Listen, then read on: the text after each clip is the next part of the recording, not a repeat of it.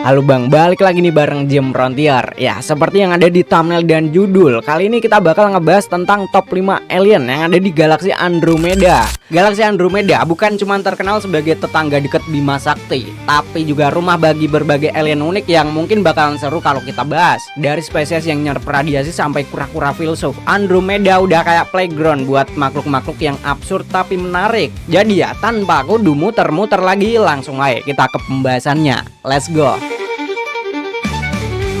Orisan, makhluk dari planet kesana, bukan kesini. Kalau denger kata moluska, kebanyakan dari kita mungkin bakal langsung mikir ke siput atau keong. Tapi bentaran, orisan ini jauh lebih GG dari itu. Moluska berlapis baja yang bisa bikin air dari udara kering. Mereka nggak cuman keren, tapi juga kayak dispenser jalan. Orisan ini mirip moluska dengan tubuh dominan warna cerah yang kelihatan kayak baru keluar dari bengkel alien. Di beberapa versi, mereka punya dua mata besar yang bikin kesannya polos kayak anime bang. Tapi di versi lain, mata mereka berubah jadi 4 dan bentuknya persegi panjang. Belum lagi bagian punggung dan bahu mereka dihiasin duri kecil dan bintik hitam. Yang menarik lagi adalah mulut mereka. Kalau biasanya mulut moluska itu simpel, orisan punya mulut mirip kepiting. Oh ya, tangan mereka juga nggak kalah unik. Ada semacam jendela kapal di tangan bercakar 4 mereka bang. Salah satu fitur keren dari orisan adalah tudung kepala mereka yang bisa ditarik. Tudung ini kayak helm lah yang siap melindungi mereka kapan aja. Lagi panas, tudung keluar. Lagi pengen santuy, tudung masuk.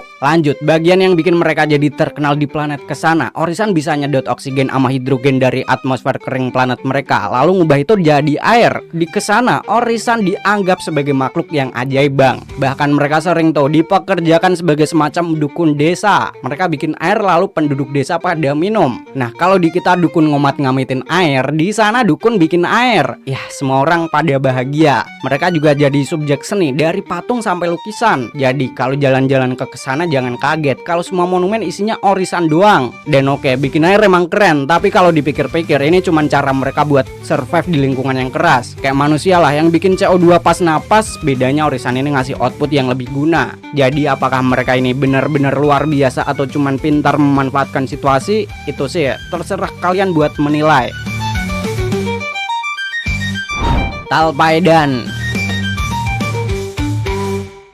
Next, kita punya Talpaidan. Bisa dibilang mereka itu kayak armadillo versi raksasa dan lebih ke arah cyborg. Bayangin, makhluk ini punya tubuh yang hampir sepenuhnya terbuat dari logam organik bang. Di Andromeda, mereka berasal dari planet yang namanya Poiana Lungkas. Talpaidan ini punya ukuran yang cukup mencengangkan. Tingginya 10 kaki atau kalau diubah ke meter sekitar 3 meter. Tapi tentu bukan cuma ukurannya aja yang bikin mereka menarik. Coba lihat noh, kulitnya yang mirip baja. Jadi makhluk ini punya lapisan kuning tebal yang nge-cover hampir seluruh tubuhnya, mulai dari pala, badan, bahu, sampai kaki. Kalau kalian mikir mereka kelihatan kayak robot super keren, kalian benar. Nggak cuman bikin dia kelihatan tampan dan pemberani, kulitnya ini juga buat perlindungan. Kalau kalian nyoba ngelempar batu ke mereka, bisa-bisa malahan batu itu sendiri yang hancur bang. Ngomongin tentang lengan mereka, itu tuh kayak punya piston palu yang super kuat, kayak mesin yang dipasangin di badan lah. Nggak heran kalau lengan mereka terlihat kayak robot mainan yang dikasih boost mode. Piston itu ngebantu mereka gerak cepat atau mungkin bahkan ngebanting apapun yang ada di sekitar mereka. Dan jangan lupa tangan kakinya juga nggak biasa karena punya 4 jari di tangan dan 3 di kaki. Kayaknya sih kalau mereka main Tekken auto hancur itu stick. Terus yang bikin tambah keren, mereka juga punya ekor panjang. Ekor ini bisa dipakai untuk menggenggam atau mungkin jadi senjata tambahan. Uniknya yang baru diliatin baru Talpaidan jantan. Jadi belum ada yang tahu tuh gimana bentukannya si Talpaidan betina. Oh iya, tambahan di dimensi 23, makhluk ini punya warna yang cenderung biru.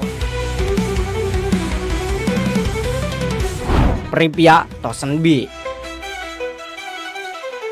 Kalian pernah mikir gak gimana jadinya kalau spesies alien harus bertahan hidup di planet yang udah hancur karena adanya perang nuklir? Ya, jawabannya ada di Pripyat Tosenbi. Alien satu ini adalah penghuni planet Pripyatos yang berhasil survive setelah planetnya kena radiasi super mematikan. Asal-usul Pripyat Tosenbi jadi gini. Dulunya Pripyat Tosenbi adalah satu spesies yang sama Pripyat Tosene. Mereka ini saudara yang emang pada dasarnya punya asal-usul yang sama lah. Tapi gara-gara perang nuklir besar-besaran, Pripyat Tosene milih kabur ke bawah tanah buat sembunyi. Sementara Pripyat Tosenbi tetap di permukaan untuk mengais-ngais sisa-sisa peradaban mereka. Hasilnya, Pripyatosan B mutasi jadi makhluk yang bener-bener beda bang. Radiasi yang harusnya bikin makhluk lain KO malah bikin mereka ini makin OP.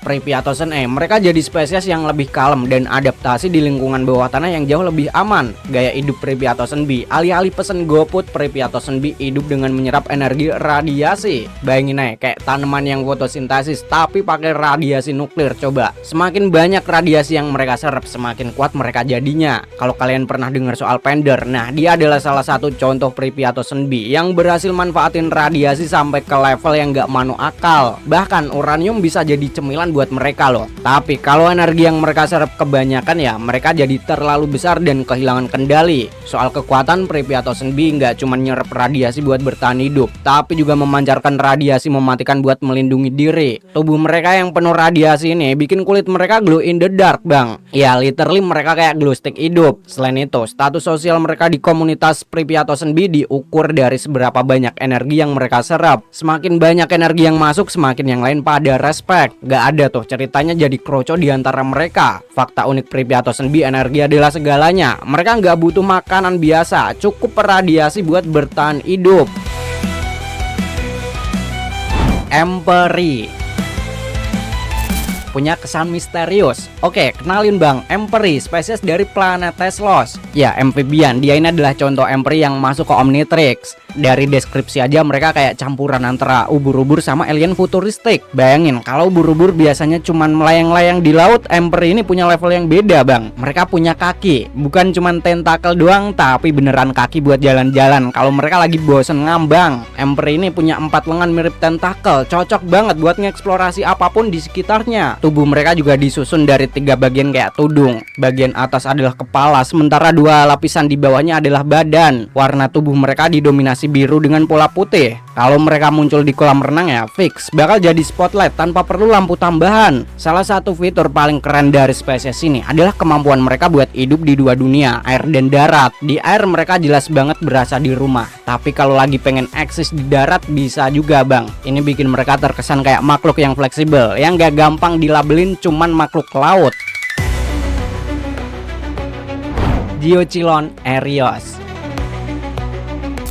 Diocylon Erios alias Aldebaran, penghuni planet Aldabra. Dari display, spesies ini kelihatan kayak kura-kura tapi ditambahin sentuhan alien. Tubuh mereka dihiasin lubang-lubang misterius dan dengan lengan pipih kayak sirip tapi dilengkapin cakar yang bisa dilipat. Mereka punya kaki pendek dan tebel kayak model celana pendek kebesaran. Oh iya, mereka juga punya mata putih tanpa pupil dengan garis di sekitar mata. Salah satu hal yang bikin spesies ini unik adalah sifat mereka yang chill. Mereka tuh anti banget sama yang namanya kekerasan, hampir nggak pernah ribut kecuali kalau emang situasinya udah nyudut banget bang. Kalau diserang mereka bakal bela diri jelas, tapi ya nggak yang gimana-gimana, bener-bener peaceful vibes gitulah pokoknya. Uniknya lagi mereka ini nggak ngerti konsep penjara. Buat mereka ide ngekang kebebasan makhluk lain tuh absurd banget. Jadi kalau kalian maling di planet Aldabra nih, mungkin hukumannya cuman dapet ceramah filsafat dari para kura-kura bijak ini. Hidup mereka juga kayak simpel banget, makan sambil ngobrolin filsafat. Mereka bisa coy debat sepanjang hari soal hal-hal eksistensial kayak apa tujuan kita di alam semesta ini, atau apa arti kalau ngudut tapi yang kebakar malah filternya. Kalau ada manusia yang nimbrung gitu fix mereka bakal langsung ngerasa nggak layak secara intelektual. Dan yang bikin mereka keren, mereka jujur banget. Ngomong bohong nope, itu di luar kamus hidup mereka. Jadi kalau kalian nanya sesuatu pastikan siap mendengar kebenaran yang mungkin agak pedas. Meski kelihatan damai dan gak neko-neko, teknologi mereka nggak main-main. Arsitektur mereka bisa berubah warna dan bentuk buat nyatu sama lingkungan. Gedung-gedung mereka literally bisa jadi tak terlihat kayak ninja. Kebayang nggak bangunan yang bisa berubah sesuai cuaca? Teknologi ini kayaknya cuman bisa dibuat oleh makhluk yang punya banyak waktu buat mikirin harmoni alam. Religius banget. Diocylon Erios juga terkenal religius. Mereka punya dewa kuno bernama Edwetia yang mereka puja habis-habisan. Meski kagak nyadar kalau Edwetia udah jadi penjahat, mereka tetap nganggep dia sebagai simbol keberuntungan coy. Selain itu mereka percaya sama reinkarnasi. Jadi kalau ada kura-kura yang mati, mungkin di kehidupan berikutnya dia bakalan jadi alien Agus.